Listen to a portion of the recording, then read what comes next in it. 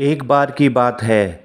एक गांव का यह चौंकाने वाला किस्सा रानी बाजार का है। यहाँ राम प्रकाश रहता था, जिसकी बेटी को कम उम्र में ही कैंसर हो गया था। उसको कई डॉक्टरों को दिखाने के और उसका इलाज कराने से भी कोई सुधार नहीं आया। कई समय बीत गया, वह ठीक नहीं हो रही थी। एक रात कैंसर ने उसकी जान ले ली। उस बच्ची की जान रात को करीब 1 बजे गई थी और उसी रात को पास के एक गांव में एक महिला मोहिनी को एक ट्रक ने टक्कर मार दी थी। मोहिनी के परिवार वालों ने पूरी विधि के साथ उसे अंतिम विदाई दी। उसी दिन अब बच्ची के परिवार वाले भी उसे दफनाने के लिए जंगल की तरफ निकले, मगर जंगल जाते समय अचानक से उस लड़की के शरीर में हलचल हुई। यह देखकर सभी हैरान हो गए कि मृत लड़की का शरीर कैसे हिल रहा है। लोग थोड़ा सा डर भी गए थे।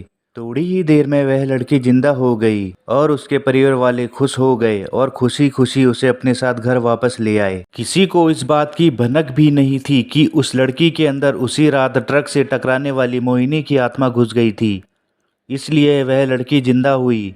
असल में वो अब ट्रक से कुचली गई मोहिनी थी। बच्ची जब से मौत से लौट कर आई थी तब से ही उदास रहती थी और चुपचाप एक कोने में बैठी रहती थी।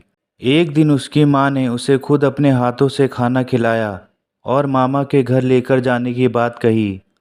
खाना खिलाकर उसे अच्छे से तैयार करके वो उसे अपने मायके ले गई। जाते हुए रास्ते में वो बच्ची जैसे ही उस ट्रक के हादसे वाली जगह पहुंची तो उसने अपनी माँ को कहा कि मेरा गांव इधर है।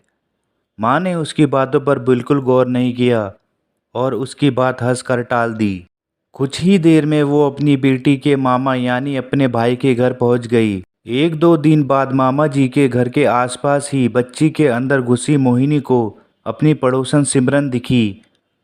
उसने जोर से उसे नाम से पुकारा। सिमरन ने जब पलटकर देखा तो एक छोटी बच्ची थी जो उसे बुला रही थी।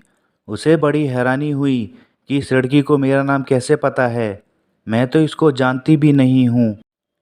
सिमरन उसके पास गई और बोली, तुम मुझे कैसे जानती हो? तब मोहिनी मतलब वो छोटी बच्ची ने अपने साथ बीती सारी बातें उसे बता दी। उसने कहा कि मेरे परिवार वालों ने मेरी मौत से पहले ही मुझे दफना दिया था, इसीलिए मेरी आत्मा भटक रही है। उसी दिन इस लड़की की भी मौत हो गई थी तो मैं इसके शरीर में घुस गई। सिमरन ने ये बात अपने गांव जाकर सबको बता दी। पूरे गांव वाले और उसके रिश्तेदार मोहिनी से मिलने के लिए उस बच्ची के मामा के घर पहुंचे। उस लड़की के अंदर मोहिनी की आत्मा ने सबको एक एक करके पहचान लिया। कुछ देर बात करने के बाद वो अपने परिवार वालों के साथ अपने घर चली गई। अब उस लड़की की माँ बच्ची को घर में ना देखकर परेशान थी। जब उसे पता चला कि वो कुछ लोगों के साथ दूसरे गांव गई है तो वो उसे बुलाने के लिए उस गांव चली गई। वहां जाकर उसकी माँ ने उसको चलने के लिए कहा।